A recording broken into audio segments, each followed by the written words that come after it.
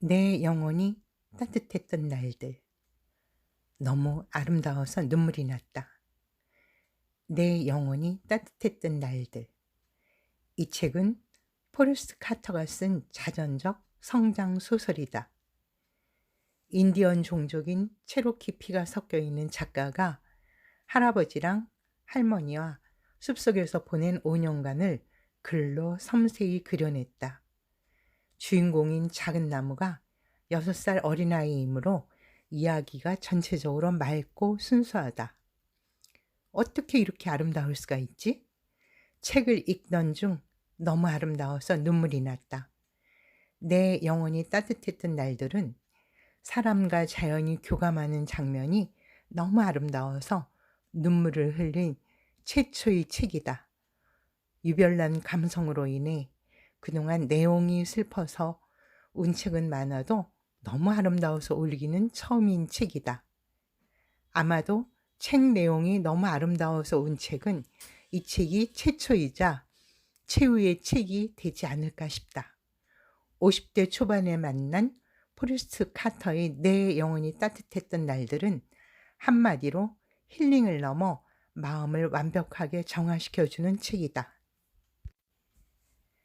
삭막하게 변해버린 문명인인 우리와 다르게 거대한 자연 속에서 살아가는 작은 나무의 모습은 절로 우리의 마음을 맑고 따뜻하게 해준다.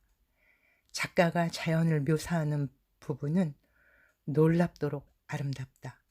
이 부분을 보면 엄청난 필력의 작가의 내공이 느껴진다.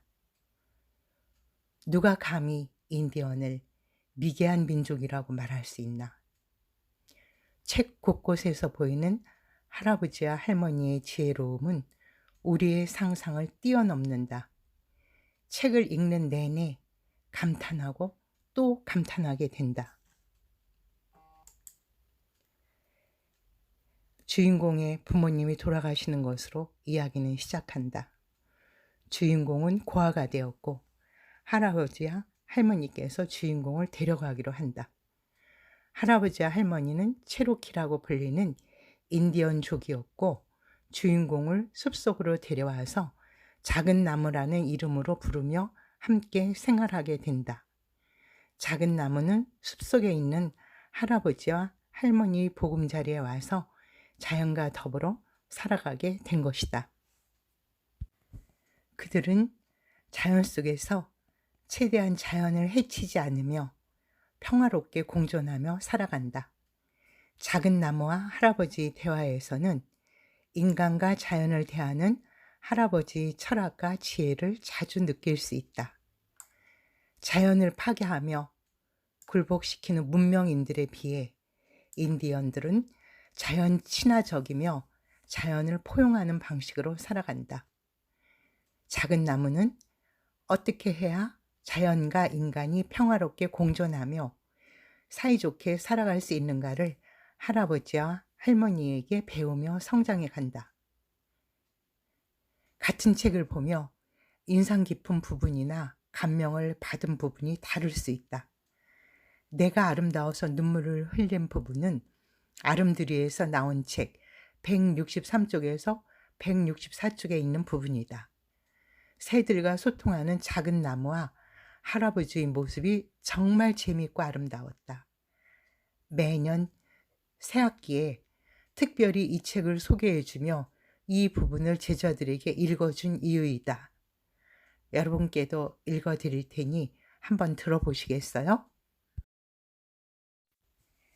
한 번은 개똥지 바퀴 한 마리가 나뭇가지를 폴짝거리며 뛰어서 가지 끝으로 오더니 마치 줄타기라도 하는 것처럼 공중에다 발을 내디뎠다.